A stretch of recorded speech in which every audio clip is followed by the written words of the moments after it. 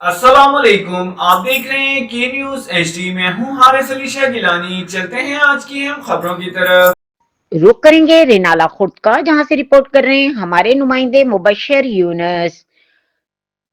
रेनाला खुर्द की नवाही इलाके कोहला में मुस्लिम लीग नून के सीनियर रहनुमा ख्वाजा साद रफीक, रुकन कौमी असम्बली चौधरी रियाजुल हक जज, चौधरी नदीम अब्बास जुबैरा, रुकन सूबाई असम्बली मियां मुनीर, मियां यावर जमान और गुलाम रजा जुबैर ने मुस्लिम लीग नून की सीनियर रहनुमा माहर नासिर अली सयाल मरहूम की रहायशगाह का दौरा किया और फातह खानी की।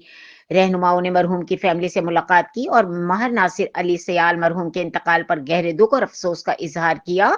इस मौके पर उन्होंने मरहूम के दर्जात की बुलंदी और लवाहिकीन के लिए सब्र जमील की दुआ की। मुस्लिम लीग नून के रहनुमाओं का कहना था कि माहर नासिर अली सयाल मरहूम पार्टी के मुखलिस, बाउसूल और अवामी खिदमत के जज्बे से सरशार रहनुमा थे, जिनकी सियासी समाजी खिदमत को हमेशा याद रखा जाएगा।